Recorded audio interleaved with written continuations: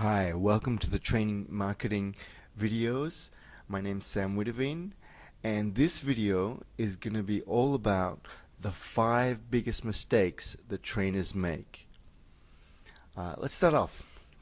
First mistake that trainers make is trying to be everything to everyone. Right? This is a really common mistake that I see trainers making all the time. They're basically trying to do every type of different training. They're trying to set themselves up with any sort of product that a company may want. And actually, that's a mistake. See, what ends up happening is you end up being a teacher of everything and an expert of nothing. So basically, you're going to set yourself up as the average trainer.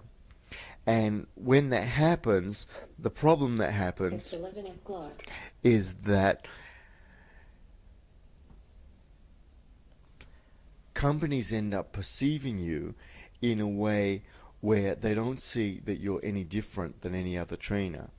And basically, they're going to look at you as being the average trainer that they'll hire to do the average jobs, if they hire you at all.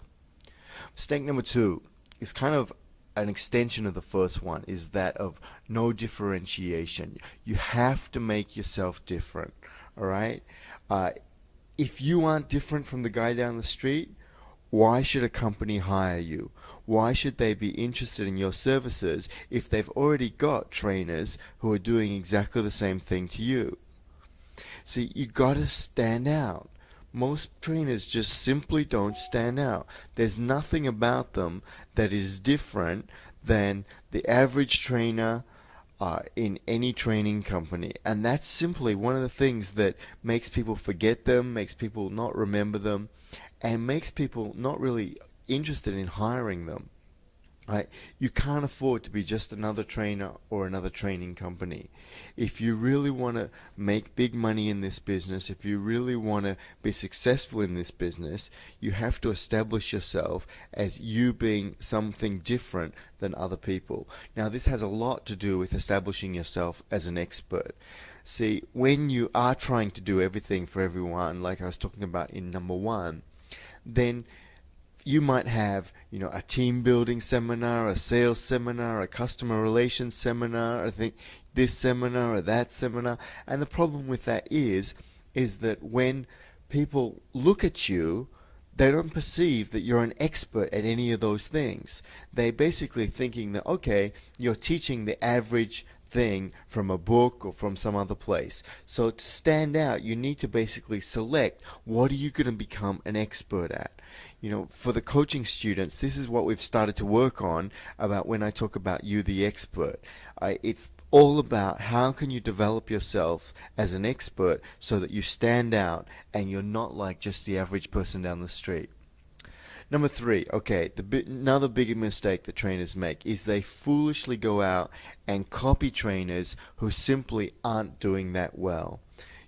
Don't go out and copy the average training company, because I got news for you. The average training company isn't doing $1 million a year. The average training company isn't doing that well at all. Most training companies that I see are lucky if they get a few jobs.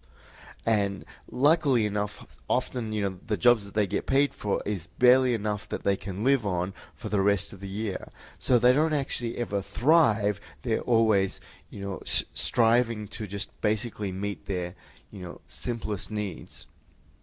Majority of trainers aren't doing well.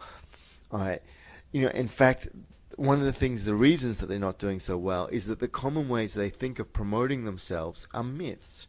Classic example of this is the stock standard brochure. So many trainers come up to me and show me, hey, listen, I just sent out my brochure to 300 different companies. And I look at their brochure and I have to do everything to hold myself back and say to them, stop myself from saying to them that, what, why did you bother? Because sending this out is not going to set you up as being any different from the other training companies that they're already using. And think about it. If they're already using a training company which they like, why do they want to bring you into their company?